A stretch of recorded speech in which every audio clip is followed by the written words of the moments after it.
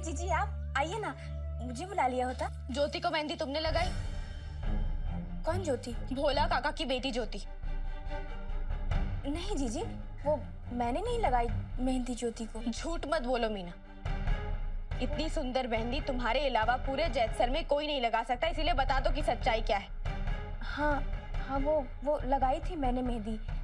उसकी दूर की बहन की शादी है आज, उसे जाना था तो। अच्छा, उसके सारे नाते वालों को जानती हूँ। कौन सी बहन? ममेरी बहन, चचेरी बहन, कौन सी? हाँ, वो तो ध्यान नहीं मुझे जीजी। तुमने ज्योति को मेहंदी लगाई, ये जानती हो कि उसकी दूर की बहन का ब्याह होने वाला है, पर तुम्हें ये नहीं पता कि कौन सी बहन। ऐसा कैसे हो सकता है? वैसे तुमने अगर ज्योति को मेहंदी लगाई तो उसकी बहन को भी लगाई होगी ना?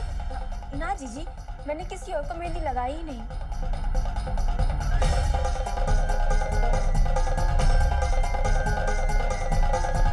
औलाद अपने संस्कार अपनी माँ से पाती है, और अगर माँ खुद ही झूठ बोले तो ये क्या सीखेगी? अब भी वक्त है मीना, बता दो कि सच क्या है। जीजी, इसमें मेरा कोई दोष ना है। भोला काका ने मुझे मना किया था कि ये बात मैं किसी से भी ना कहूँ। कौन सी बात ना कहूँ? बोलो। यही कि शादी ज्योति की दूर की बहन की नहीं, ज्योति की खुद की है।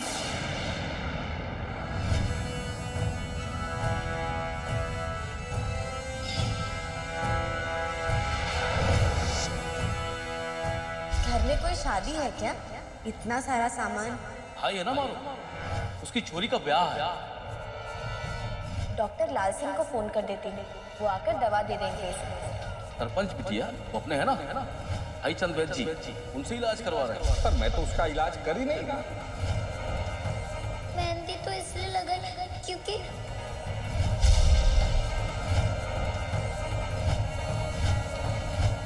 एक मिनट,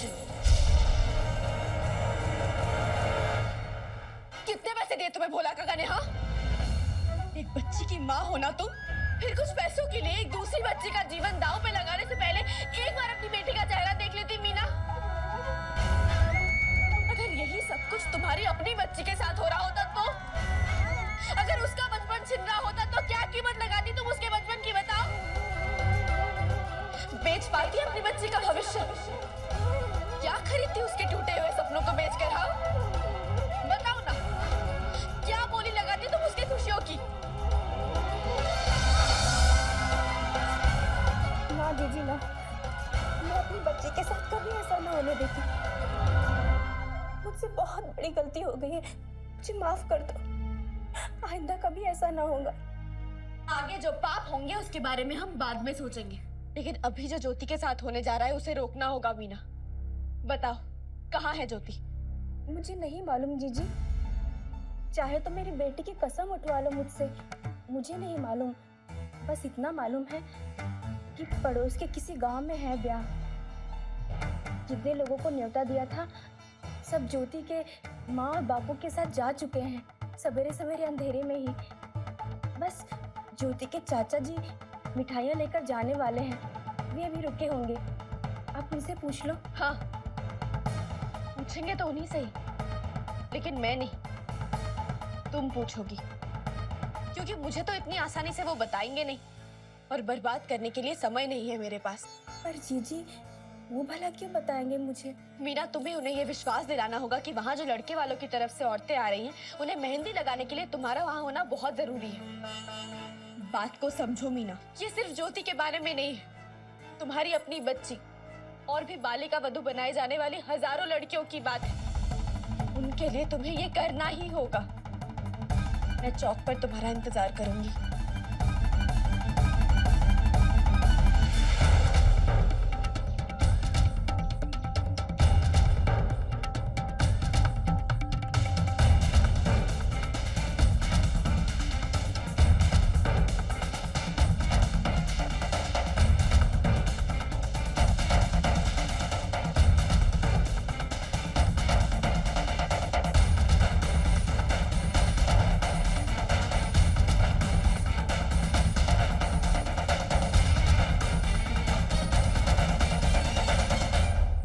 रखना मीना, आगे से किसी भी बच्चे का बचपन छीनते हुए। बहुत बड़ा बोझ होता है, उतारे ना उतरेगा। चलिएगा।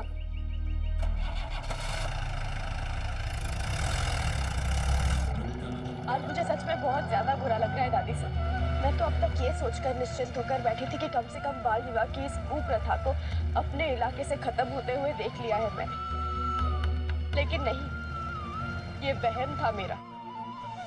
दादी साहब, मेरे गांव में मुझसे छिपकर एक मासूम सी लड़की की जिंदगी के साथ खेल खेला जा रहा है। देख छोरी, अब तू ऐसे तो बात मत कर कि जैसे कि सारो दोष थारो ही है। तू कौन सा इस ब्याह में पंडित की जगह बैठ के मंत्र पढ़ने वाली है? अपने को कहीं दोष देवे। खुद को दोष ना दूं तो किसे दूं दादी साहब? बाल विवाह की इस कुप्रथा को रोकने का बीड़ा तो मैंने ही उठाया था। तो अगर लड़ाई मेरी है तो हार भी तो मेरी ही हुई ना दादी साहब। हाँ, पर जब मैं हार गई ना बोल अब, हैं? संभाल खुद को। किसी की औकात ना है कि हमारी आनंदी को हरा सके, समझिए? अब मन को शांत कर और जे तड़पड़ाता करना छोड़ और आगे की सोच। हाँ दादी साहब, अब तक ब्याह हुआ नहीं है, उसका होने वाला है। दादी साहब, मैं ज्योति को इस कुप्रथा की शिकार नहीं बनने दूंगी। कुछ भी करके मुझे इस ब्याह को रोकना ही होगा। अगर अपने ही गांव में इस कुप्रथा को ना रोक पाई मैं तो किस मुंह से दुनिया को कुछ कह पाऊंगी दादी साहब? मैं जा रही हूँ सुमेरगढ़ इस शादी को रोकने। सुमेरगढ़? ती दूर अपनी मत जाना, समझी? मणि भैरव से बात करने दे, हम दोनों चलेंगे तारे साथ। नहीं दादी साहब, मैं रास्ते में और जब तक आप यहाँ आएंगी बहुत देर हो जाएगी और मैं इतनी देर तक रुक नहीं सकती। आनंदी? हेलो दादी साहब, हेलो। कट गया।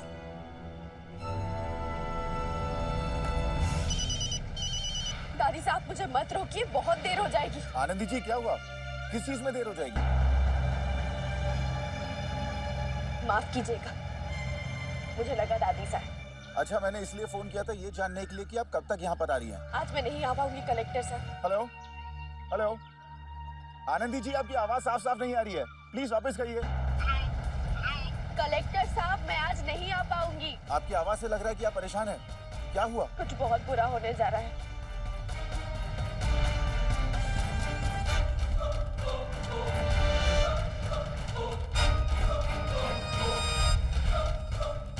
और बस इसी शादी को रोकने मैं सुमेरगढ़ जा रही हूँ। आपके साथ और कौन है? कोई नहीं, अकेली हूँ मैं। अकेले? आनंदी जी, आप अकेले वहां नहीं जा सकती। हेलो हेलो, देखिए, वहां अकेले जाने की बेवकूफी मत कीजिए। हेलो हेलो हेलो, कलेक्टर साहब।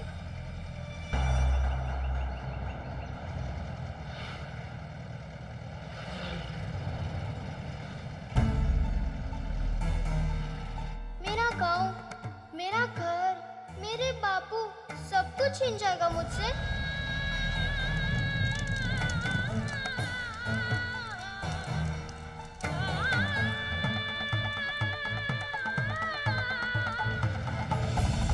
मैं बस इतना कहना चाहती हूँ कि उम्र भर का ये रिश्ता इस कच्ची उम्र में नहीं होता।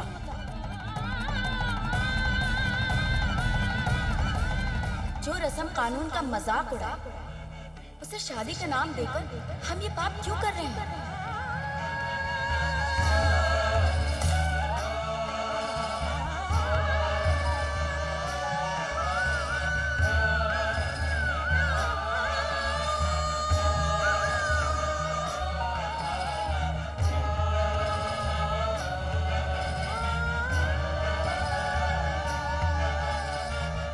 सच तो ये है कि अब हम दोनों दो अलग अलग दुनिया में जी रहे हैं। जमीन आसमान का फर्क है इन दो जिंदगियों में। ये बात मैं समझ चुका हूँ और इस सच्चाई को तू भी स्वीकार कर। आनंद, मैं तुझसे प्यार नहीं करता, कोई और है जिससे मैं प्यार करता हूं।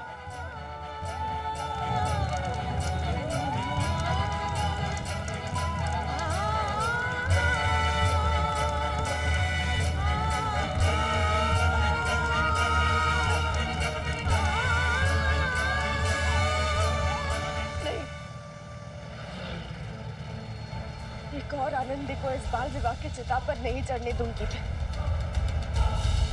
तुम बालिका वधू नहीं बनोगी ज्योति, नहीं होने दूंगी।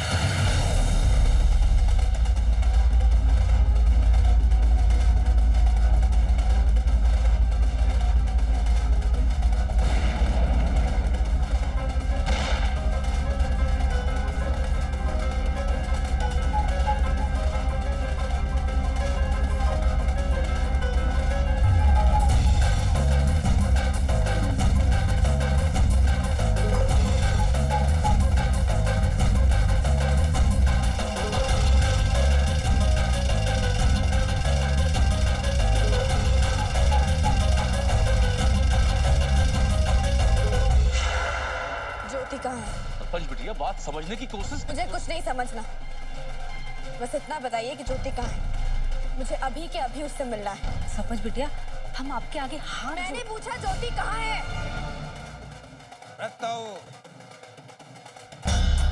परेशानी से के? और नहीं जी, और सब ठीक है जी। आप तो आनंद लो, आनंद। हाँ जी, आनंद लो।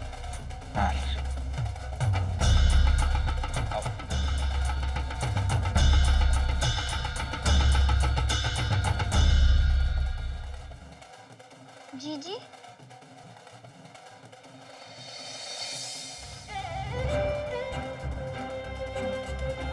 नहीं ज्योति, रोते नहीं,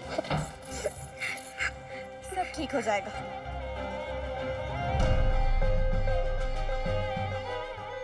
इससे बीमार कह रहे थे आप लोग? हाँ, इतना बड़ा झूठ बोला।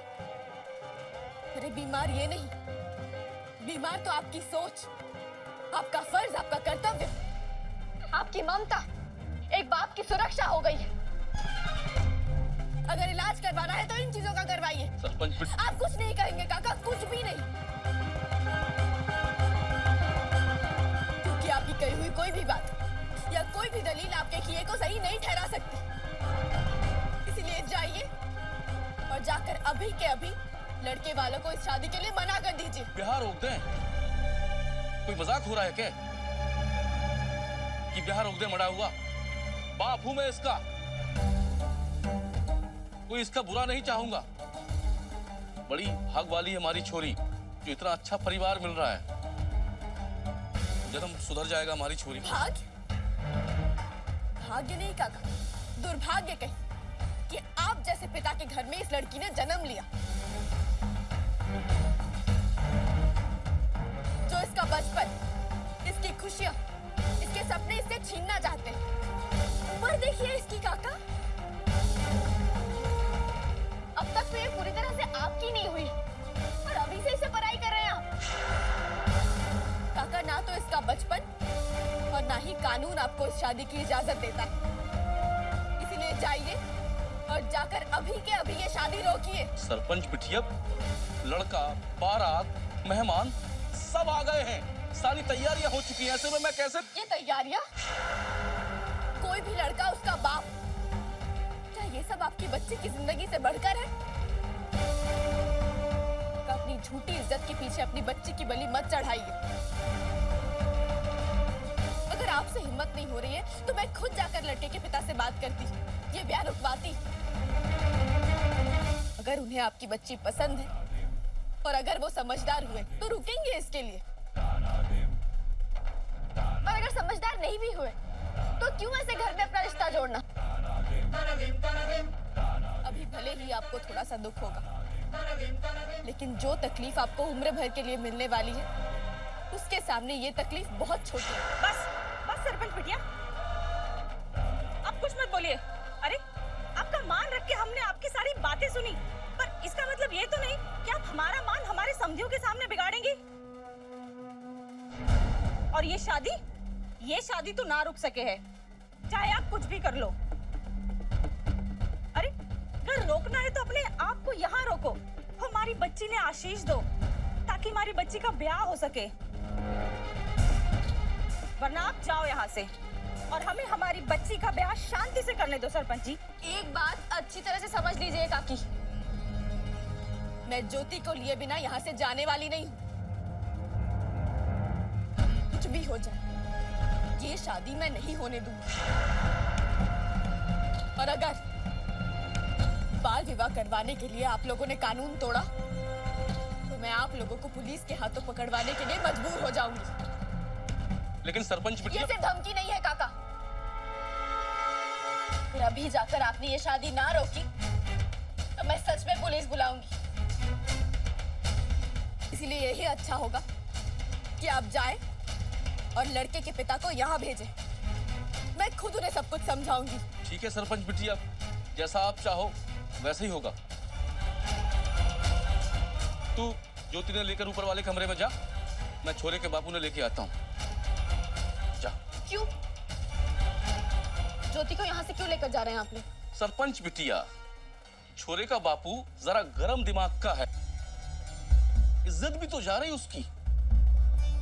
और फिर मैं नहीं चाहता कि ज्योति के सामने भड़के वो। ठीक है, ले जाइए इसे। आदित्य, चलो। सरपंच बिटिया, आप यहाँ ठहरो, मैं छोरे के बापू ने लेके आता हूँ। हाँ,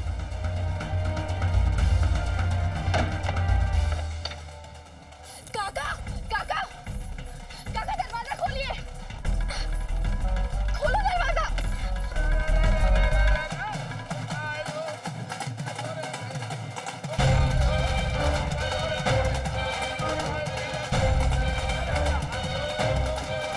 काका, दरवाजा खोलिए। जोर से बजाओ ढोल, और इतनी जोर से बजाओ कि और कोई आवाज ही नहीं आए। बजाओ।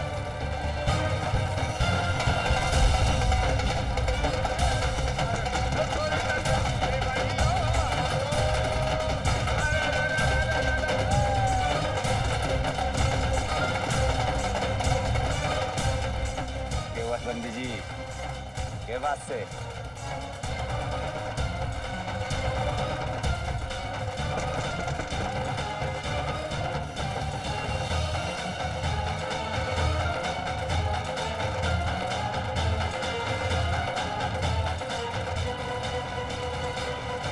पंडित, क्या शुरू कर जल्दी। गणानां त्वा गणपति गंगावामहे प्रियाणां त्वा प्रियपति गंगावामहे। कोई है बाहर? दरवाजा खोलो। काका,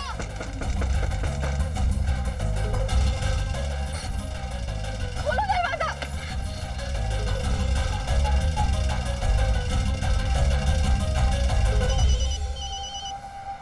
आनंदी,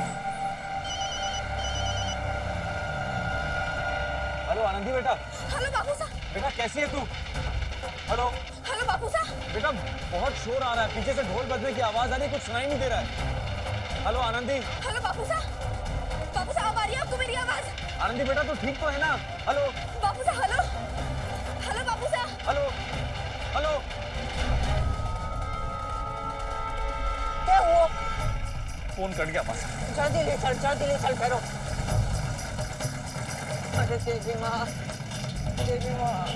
रक्षा करना, हमारी छोरी की रक्षा करना। दरवाजा खोलो, कोई है बाहर? खोलो दरवाजा। बाल विवाह जैसी कुप्रथा के विरुद्ध उठी आवाज को रूढ़िवादी समाज हर प्रकार से डरा धमकाकर दबाना चाहता है। क्या ये आवाज दब सकेगी?